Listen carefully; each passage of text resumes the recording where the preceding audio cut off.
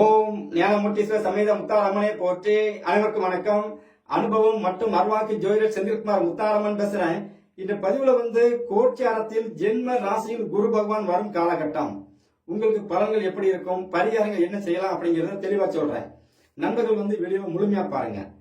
சரி, கோச்சாரத்துல ஜென்ம ராசியில குரு பகவான் வரும் காலகட்டம் கொஞ்சம் போராட்டமான காலகட்டமா தான் இருக்கும். வாழ்க்கையில கொஞ்சம் போராட வேண்டி இருக்கும். ஏன் அப்படின்னு கேட்டீங்கன்னா, ஜென்ம ராசியில குரு பகவான் வரும் காலகட்டம் நம்ம வணங்கக்கூடிய இறைவன் ராமனே வனவாசம் போனார் அப்படிங்கறதா ஒரு கணக்கு. அப்போ இந்த மாதிரி அமைப்பு இறைவனுக்கே அந்த அமைப்பு இருக்கு அப்படின்னாச்சுன்னா, சாதாரண மனித ஜென்மத்தில் பிறந்த நம்மளுக்கு மட்டும் இறைவன் அந்த கிரகங்கள் விட்டு வைக்குமா என்ன? கண்டிப்பாக நம்மளுக்கும் கொடுக்கக்கூடிய விஷயத்தை தெளிவா கொடுக்கும்.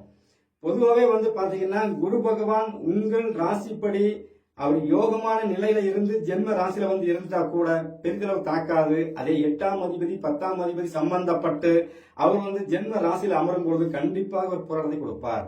தொழில் போராட்டம், குழந்தைகள் போராட்டம், கௌரவம் சம்பந்தப்பட்ட விஷயத்துல ஒரு இழப்பு, சரிங்களா, கௌரவ அந்தஸ்து பாதிப்பு, பொருளாதார இழப்புகள், அதே சமயத்தில் தங்க நகை அடகு சம்பந்தப்பட்ட விஷயங்கள், கடன் வாங்குற சூழல், இப்படி ஏதோ ஒரு சூழல்ல கோட்சாரங்கள்ல வர்ற அந்த 13 மாத காலகட்டங்கள் கண்டிப்பாக ஒரு போராட்டத்தை கொடுத்தே தீர்வார். ஆனா நம்ம என்ன நினைச்சிட்டு இருப்போம், கோட்சாரத்துல குரு பகவான் சுப கிரகமாகி அவர் நம்ம ராசியில உட்கார்ந்துட்டா நம்ம சிறப்பு நினைச்சிட்டு இருப்போம். அவர் சிறப்பு தான். அவர் குரு பகவான் உங்க ராசியில அமர்றார் அப்படின்னா, இறைவன் உங்கள் ராசியிலே உங்கள் உடம்பிலே அமர்றான்னு கணக்கு எடுத்துக்கலாம். கரெக்ட். அந்த இறைவன் என்ன சொல்ல வர்றான், இந்த பிரபஞ்சப்படி அந்த பிரபஞ்சத்துக்கு உண்டான இறைவன் உங்களுக்கு என்ன சொல்ல வர்றான் அப்படிங்கிறது தான் இப்ப கணக்கு. நல்லா செக் பண்ணி பாருங்க. இந்த பிரபஞ்சத்துக்கு 9ஆம் இடத்துக்கும் 12ஆம் இடத்துக்கும் அதிபதி சொல்லக்கூடிய குரு பகவான். 9ஆம் இடங்கிறது தானம், 12ஆம் இடங்கிறது விரயம். 9ஆம் இடம் அப்படிங்கிறது பாத்தீங்கன்னா இறைவன் சன்னிதானம், 12ஆம் இடம் அப்படிங்கிறது முன்னோர்களுக்கு உண்டான இறந்தவங்களுக்கு உண்டான அமைப்பு.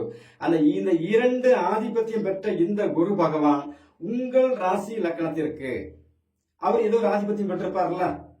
இப்போ 9, 12 அப்படிங்கிறது பிரபஞ்சத்துல எல்லாருக்கும் பொதுவான கணக்கு. ஆனால் உங்கள் ராசி, அதாவது இப்ப ரிஷப ராசி கணக்கு எடுத்து பாருங்க. அங்கதான் கோட்சாரத்துல குரு பகவான் ஜம்முன்னு உட்கார்ந்து இருக்கிறாரு. இந்த ராசியில பிறந்த ஆண்களுக்கு பாத்தீங்கன்னா 8ஆம் அதிபதியும் லாபாதிபதியும் குரு பகவான் உங்கள் ஜனன ஜாதத்துல அந்த அமைப்புல வந்துடுறாரு. கோட்சாரத்துல ராசியில உட்காரும் பொழுது இந்த காலகட்டத்துல ரிஷப ராசி பிளஸ் லக்கணம் கூட அப்பப்ப செயல்படுது. கொஞ்சம் யோசிச்சு பாருங்க. பக்கத்துல ரிஷப ராசியில பிறந்தவங்க இருக்கிறாங்களா, உங்க குடும்பத்துல இருக்கிறாங்களா, செக் பண்ணி பாருங்க. இந்த காலகட்டம் உங்கள் சொந்தம் பந்தம் என்று சொல்லக்கூடிய உற்றார் உறவினர் சொந்தத்துக்குள்ள நீங்கள் அடிக்கடி கர்ம காரியங்கள் நடந்து போச்சு அப்படின்னு நீங்க கலந்துக்கிறதுக்கான சூழலை உருவாக்கி கொடுத்து கொண்டே இருப்பார். கிட்டத்தட்ட அவர் உள்ள 10 மாசம் ஆச்சா, இந்த 10 மாசத்துல கிட்டத்தட்ட 2-3 அமைப்பையா உள்ள போய் கலந்துருப்பீங்க. சில குடும்பத்துல பாத்தீங்கன்னா அவங்க குடும்பத்திலே நடந்துகிட்டு இருக்கும், அவங்க குடும்பத்திலே அவங்க வீட்டிலேயே நடக்கிற மாதிரி இருக்கும். இது எல்லாமே ரிஷப ராசியில இப்போ. அப்ப இதை கொஞ்சம் ஆழமா யோசிச்சு பார்த்தோம்னா, குரு பகவான் 8ஆம் அதிபதியாகி லாபாதிபதியாகி அவர் ராசியில உட்கார்ந்துடுறாரு. 8ஆம் இடம் அப்படிங்கிறது என்ன, உங்களுடைய ரிஷப ராசியில என்னன்னு சொல்லிட்டு இருக்கேன். இப்போ உங்களுடைய கணவர் அல்லது மனைவி வழியில் உள்ள குடும்பம், அது லாபத்துக்கு அதிபதி ஆயிடுறாரா.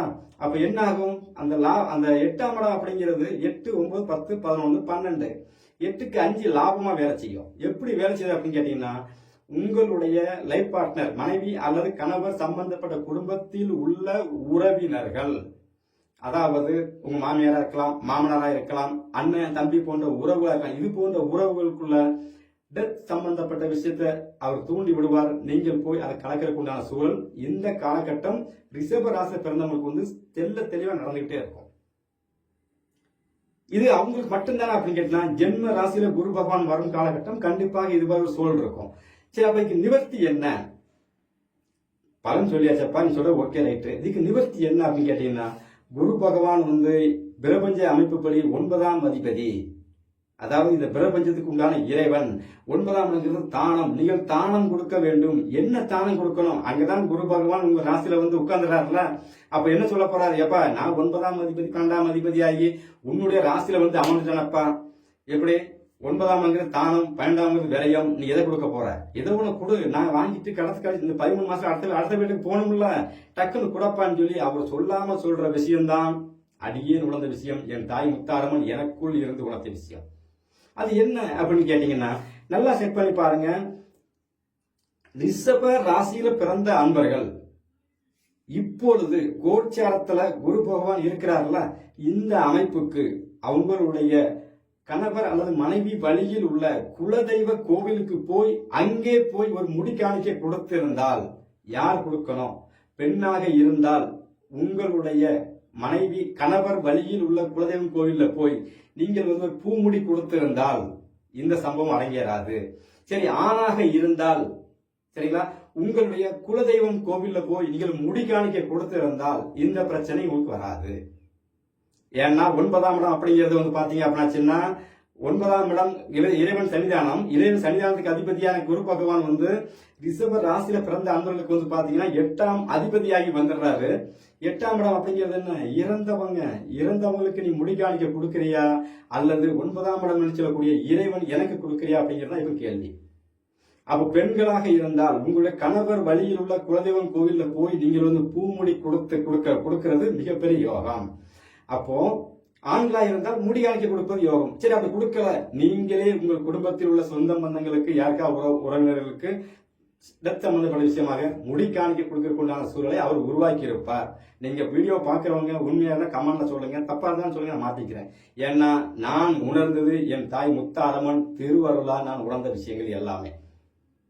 இது ரிஷபராசியில் பிறந்தவங்களுக்கு இப்போ தற்சமயம் 10 மாதமாக நடந்துட்டு இருக்கிற அமைப்பு. சரி, கோச்சாரத்துல ஜென்ம ராசியில வரும்போது எல்லாருக்கும் இதுதான் பண்ணுவாரான்னு கேட்டீங்கன்னா எல்லாருக்கும் அல்ல. நல்லா செக் பண்ணி பாருங்க. 8ஆம் அதிபதியாகி 10ஆம் அதிபதியாகி, அதாவது 8ஆம் இடங்கிறது இறந்த அமைப்பு, ஆயுள் சம்பந்தப்பட்டது. 10ஆம் இடம் அப்படிங்கிறது பாத்தீங்கன்னா கர்மம் சம்பந்தப்பட்டது. இந்த ஸ்தானத்துக்கு குரு பகவான் அதிபதியாகி லக்கணத்துல ராசியில அவர் அமரும் பொழுது இந்த விஷயத்தை தெளிவா செய்வார். நல்லா செக் பண்ணி பாருங்க. அடுத்து 3 மாதம் கழித்து குரு பகவான் மிதுன ராசியில அவர் உட்கார போறாரு. மிதுன ராசிக்கு பாத்தீங்கன்னா 7க்கும் 10 கூட அதிபதி. 7க்கும் 10 கூட அதிபதி உங்களுடைய ராசியிலே அமர்றார். இதுக்கு என்ன அர்த்தம் கேட்டா, 7ஆம் இடம் அப்படிங்கிறது நண்பர்கள், கணவன் மனைவி சம்பந்தப்பட்ட அமைப்புக்கு உண்டான அமைப்பு. 10ஆம் இடம் கர்மம் சம்பந்தப்பட்ட அமைப்பு. இந்த 2 ஸ்தானத்துக்கு அதிபதியான குரு தான் ஜென்ம குருவாக கோச்சாரத்துல உங்க வீட்டுல உங்க ராசியில உட்கார்றாரு. ஆனால் பிரபஞ்ச அமைப்புப்படி அவரே 9ஆம் அதிபதி, அவரே 12ஆம் அதிபதி. அப்போ நல்லா செக் பண்ணி பாருங்க. இந்த மிதுனம் ராசியில பிறந்த அன்பர்களுக்கு இனி வரும் இந்த குரு பயிற்சிக்கு நீங்க சொல்லி பரிகாரத்தை தெளிவா சொல்லிடுறேன். 10ஆம் அதிபதியாகி குரு பகவான் உங்க ராசியிலே உட்கார்ந்துறாருல, இதுக்கு என்ன அர்த்தம் அப்படின்னு கேட்டீங்கன்னா, உங்கள் குலதெய்வம் அல்லது இஷ்ட தெய்வம் கோவில்ல குரு பயிற்சி ஆகிறதுக்கு 1 வாரம் 10 நாளைக்கு முன்னால போய், இல்ல குரு பயிற்சி ஆன உடனே 10 நாள்ல போய் உங்க குலதெய்வம் அல்லது இஷ்ட தெய்வம் கோவில்ல போய் பெண்களாக இருந்தால் பூமுடி கொடுத்துட்டு வாங்க, ஆண்களாக இருந்தால் ஒரு முடி காணிக்க கொடுத்துட்டு வாங்க, முட்டை போட்டு வாங்க.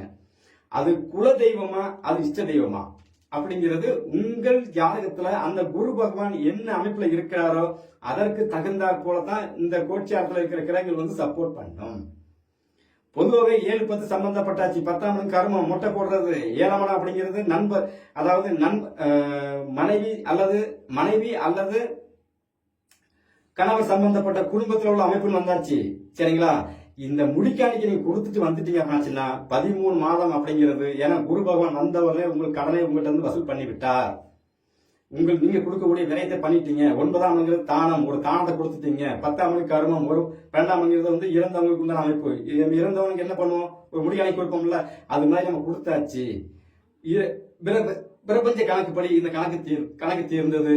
குரு பகவான் அடுத்து தொழில் நஷ்டங்கள், சரிங்களா, மன வாழ்க்கை பிரச்சனை, இது போன்ற சூழலை உருவாக்க மாட்டார். அப்ப ஜென்ம ராசியில குரு பகவான் வரும் அன்பர்களுக்கு நல்லா செக் பண்ணி பாருங்க. அவர் 5ஆம் அதிபதியாக இருந்து உங்கள் ராசியில் அமர்ந்தால் நீங்க குலதெய்வம் கோயிலுக்கும், அவர் 7ஆம் அதிபதியாகி இருந்து, ஏன்னா 7ஆம் இடம் பாதகாதிபதி, 7ஆம் அதிபதியாகி இருந்து உங்கள் ராசியில அவர் அமர்ந்தால் உங்களுடைய கணவர் அல்லது மனைவி வழியில் உள்ள குலதெய்வம் கோவில்ல போய் பூமுடி கொடுத்துருங்க. அடுத்து அவர் 9ஆம் அதிபதியாகி அவர் ராசியிலே அமர்ந்தால் இஷ்ட தெய்வம் கோவில்ல போய் நீங்கள் ஒரு முடிக்காணிக்க கொடுங்க. 10ஆம் அதிபதி சம்பந்தப்பட்டு வந்தால் உங்களுடைய கணவர் அல்லது மனைவி வழியில் உள்ள குலதெய்வம் கோவில்ல போய் நீங்கள் பூமுடி கொடுப்பது, பெண்களாக இருந்தால் பூமுடி கொடுப்பது, ஆண்களாக இருந்தால் முடியாணிக்க கொடுப்பது மிகப்பெரிய அந்த 13 மாசத்துக்கு உங்களுக்கு நிவர்த்தி. இதுதான் நிவர்த்தி. அடியே உணர்ந்துகிட்ட விஷயம். இதுல அவர் 6, 8 சம்பந்தப்பட்டு வர்றாருன்னு வைங்களாம். 6ஆம் இடம் அப்படிங்கிறது என்ன அப்படின்னு கேட்டீங்க அப்படின்னா, குலதெய்வம் கோயில்ல போய் நீங்கள் அந்த குலதெய்வம் கோயிலுக்கு வந்து ஒரு முடிக்காணிக்க கொடுத்துட்டு அங்கே ஆயுதங்கள் வாங்கி வைக்க வேண்டும்.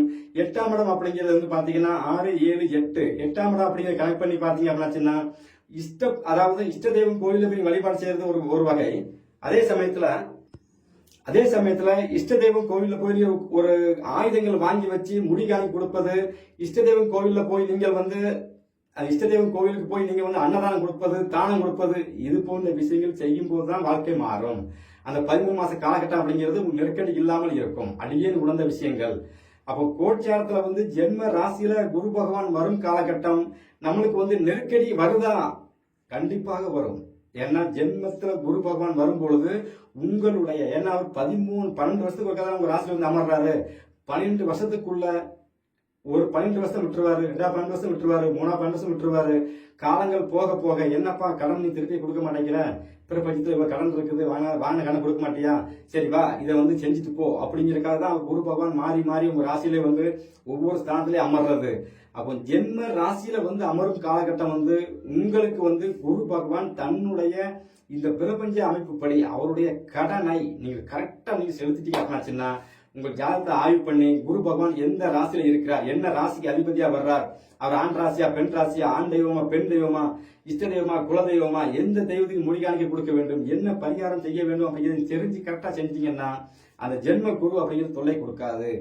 ஆனால் இப்போ கோட்சாரத்துல நான் சொல்றது வந்து உங்களுக்கு மனம் மறுக்குது அப்படின்னாச்சுன்னா ரிஷப ராசியில பக்கத்துல இருக்கிறவங்க இருந்தாங்க, உங்க ஃப்ரெண்ட்ஸ் இருக்கிறாங்க, நண்பர்கள் இருக்கிறாங்க, அண்ணன் தம்பி இருக்கிறாங்கன்னா அவங்க கிட்ட கொஞ்சம் கேட்டு பார்த்துட்டு நான் சொன்ன பலன் நடக்கான்னு கேட்டு பார்த்துட்டு ஒரு முடிவு பண்ணுங்க.